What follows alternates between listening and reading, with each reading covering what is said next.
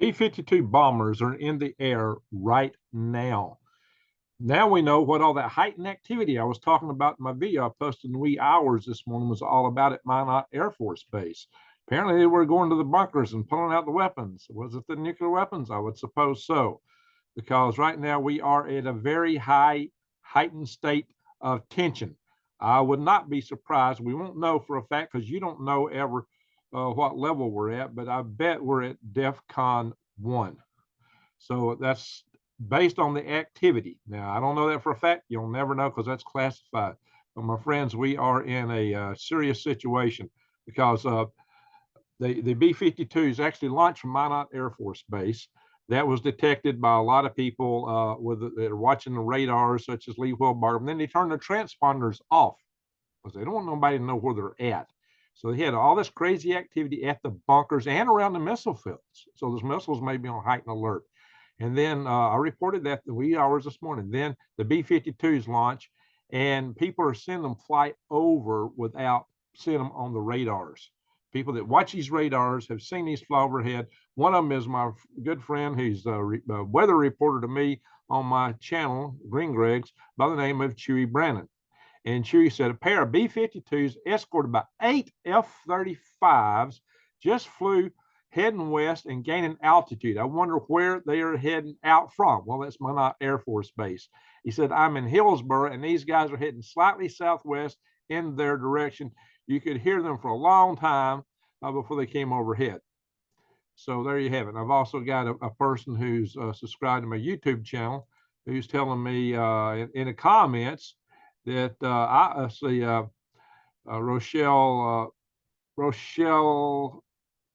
Paputis, she said, just had a squadron of 6 military jets fly directly above me in North Portland. Now, maybe she saw part of what Chewy Weather saw. Maybe there's more of them, but that's real close. It's not uncommon for me. It's not uncommon for 2 to fly over occasionally. And she said she lived approximately 10 to 15 minutes from the airfield. The first time she had seen 6 in 22 years. And she didn't say what kind of military jets. Well, I just had a report from a friend of mine who just departed from Tony a couple of hours ago, driving to Pulaski, Tennessee, said she saw fighter jets fly over between Huntsville and Ardmore. It'd be between Tony and Ardmore, basically. There's like, just a few miles here. So she saw military jets fly over here. She said fighter jets, is what she said. So there's a lot, and I've got reports and people in their comments have left me about helicopters flying around overnight in strange times and places, including in Oregon. Maybe they were making sure there weren't no SAM sites set up, covert SAM sites, all the sleeper cells we got in this country. I don't know. That's kind of off the wall charts, it would seem. But these days, it's hard to know. It's hard to know. And a lot of reports of a lot of military, large aviation activity in the Northeast. I'm just hearing lots and lots and lots of reports. So let's get into this. Let's go into some of the things I'm going to show you, Hillsboro, Oregon, and some other stuff here, guys. Ding, ding, ding, ding. Let's do some share. I'm going to be quick today. So here's Hillsboro, Oregon. There's Portland. Somebody said North Portland. That'd be about here. So we've had reports of jets flying this way. Well, the B-52s weren't taking off from the airfield there. Maybe the fighters did. But the fact of the matter is we have, Mount Hood here. It's quaking right now. So we've got reports of this stuff heading. He said slightly southwest. I think it'd be slight, but that don't mean it wouldn't turn. Maybe it was just trying to avoid something here on the coast or some cities or areas. I don't know. These things could turn and go north from this point and head out to Russia from the Arctic side, maybe Kamchatka Peninsula and in Siberia, or who knows where these things could be heading. And maybe it's just taking a big loop. They were last seen still in U.S. airspace, I got to remind you. But they were, they're heading out. Of course, they were for quite a while flying loops, according to Lee Wilbarger, over the Dakotas and that area there in Montana and Dakotas. They were just flying loops. He saw them over Montana. Well, apparently they came on west and went into Portland and headed out to sea. So where are they going, guys? All right, now let's share some of these other things because it's getting nuts, guys. It is getting nuts. This is just the beginning of the story. It's like the second half. Yeah, here's the reports I was telling you about there. U.S. Senate proposes that radioactive contamination of NATO territory caused by Russia be considered an attack on the alliance. This is coming from none less than Senator Graham Lindsey, Republican, and Democrat Richard Blumenthal. These guys have gotten together and if they formed a bill to make this basically automatic. If some radiation gets detected on NATO, it automatically would invoke Article 5. And they're already saying that's a fact. They're saying if this happens, it's war. They're already saying that. So they're just trying to codify it in the bill, but maybe to lower the threshold because they just put all these radiation detectors all over Ukraine and in some of the European countries over there in NATO. So what is the real threshold? Are we just looking for war? Are we hunting an excuse now to get in? Because be honest, the Ukrainians are now drafting old men and young guys. That's a sign that they've gone through a lot of the people. The reserves are running low. This is their last shot. So maybe NATO will jump in now. I don't know, guys. But listen to this. This is a most popular television program, I guess, a news program in Russia right now. It'd be this guy here. This is Solyov. He's saying that it's time for Russia to use nuclear weapons after Ukraine attacks Kronhar Bridge. I've reported on that in the wee hours this morning. I showed you the hole in that bridge. So, guys, this is what we got to be worried about right here. See, there he is. Vladimir Solyov, however he says that. So, yeah, he's a real popular. But you got to remember, it's not like the news in the United States where they're independent and say whatever's on their mind, except for what they're told to say. No, the news media in Russia, especially this news media, is state controlled. So when they're speaking for the state. They're speaking for Vladimir. One Vladimir is speaking for the other. Vladimir Solyov is speaking for Vladimir Putin. And here's another article. I'm using the same picture. This was a different claim here. He's saying a Russian official threatens destruction of London on national TV. So he goes quite into that. Now, he's got a real heartburn for London because they see London is financing the Ukraine war more than anybody for some reason. So they got a lot of heartburn, and they've picked on London before. Now, where's this going? Ukraine's president tells other countries to act before Russia attacks nuclear plant. Before? So you want us to like attack Russia before they might attack a nuclear plant? What does that mean? I don't know, guys. That's a little off the charts there. But they're really trying to pull us into the war because these guys are getting desperate, and maybe they got to be for recruiting everybody between 18 and 65. Tell them all to report up for their version of selective service.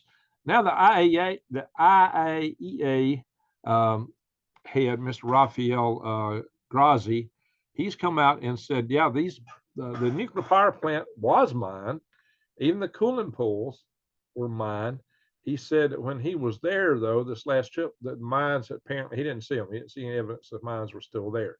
Maybe they took them out for his trip. They might put them back, or maybe they just took them out. So whatever the case is here, guys, the IAEA inspector did not see them on this trip. He reported though that they had been there. So that's not outside of the think space of the Russians. But now the Russians are taking a totally different tack. The Russians are basically coming out. Yeah, that's the one where he said the previous there. Maybe I'm looking for the wrong order. Oh yeah, here's the article where he said they don't see them there. This article here is the Russians asking the IAEA to secure the power plant, to ensure it has security, because they're afraid somebody else is going to hit it allegedly and blame them and start World War III. I know people that would react to that on the opposite sides. I'm not going to take a side on this because I got close friends who would violently react to either side of this proposition here. But the bottom line for you and me, regardless of what side you take, is this plant's at risk. Somebody may have designs on taking it out. It seems odd that the Russians would want to do it while it's in their territory unless they would want to escalate. But it also seems, well, I don't know. It's not a pretty picture any way you shake it, but somebody may have designs on this plant. So having the IAEA there would help. But guys, we are in a pickle. We are in bad times. If you don't believe that, you've not been paying attention.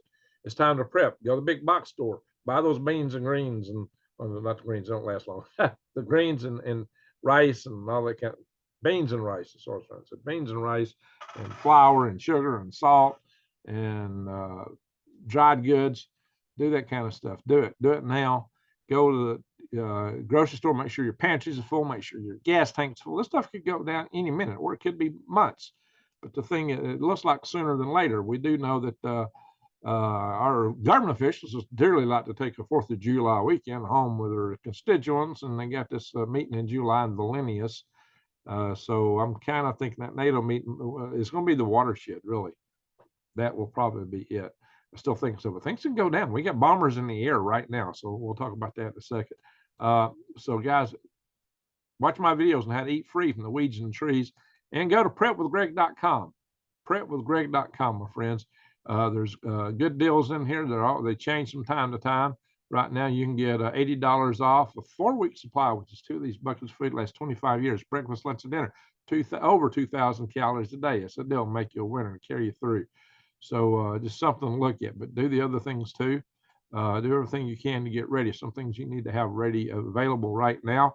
If you don't have water filtration and things like that, go up here, click My Patriot Supply, and come over here and click on water filtration. They got different filter choices for you, air filtration or purification, excuse me, and many other things. So check it out. I'm going to end that part, stop the share.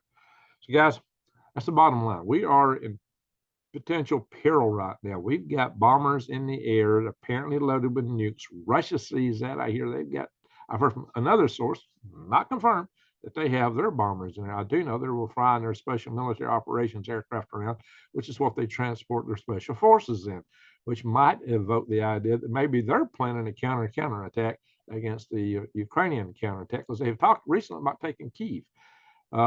Could they do it? Some people, they're bogged down, they can't do anything, some people would say, but then again, they've only used just a piece of their forces. They got a bigger military than what they got, a lot bigger military, almost 1 million men, and they got a couple 100,000 over in the Ukraine front. So they have a lot to draw from. Guys, but when they're looking at our bombers in the air, they're going to be on hairpins, a hair trigger. We've came very close to nuclear war several times in the past because of misunderstandings between each side. And that can happen again because there's a lot of paranoia out there right now between each side. Putin to us and back and forth. It would be Richard Blumenthal and Lindsey Graham, Vladimir Putin, and all his people, guys. So this is why we got to be watchful. I reported this morning about Shoigu and the things he was saying. He's the head of the defense ministry in Russia. Go back and see that video. Go back and watch my video on the alert that I posted in the wee hours this morning, because that is like part 1 of this video. I'm not covering the same ground the same way. So if you've not seen that video, go watch that one. My friends, get ready. Keep your tank full of gas and your powder dry. Eyes wide open and head on a swivel, because things might go down really fast. We are in a dangerous time. Things might go down really fast. We might have time. Maybe if we're lucky, this will blow away like the Cuban Missile Crisis, where we came so close. That could happen again. This time we might not be so lucky. So my friends, prep and pray and hope for a better day. That I'm going to say. Thank you for watching. If you're not subscribed, subscribe, bang the notification bell, and click all. And with that, Greg out.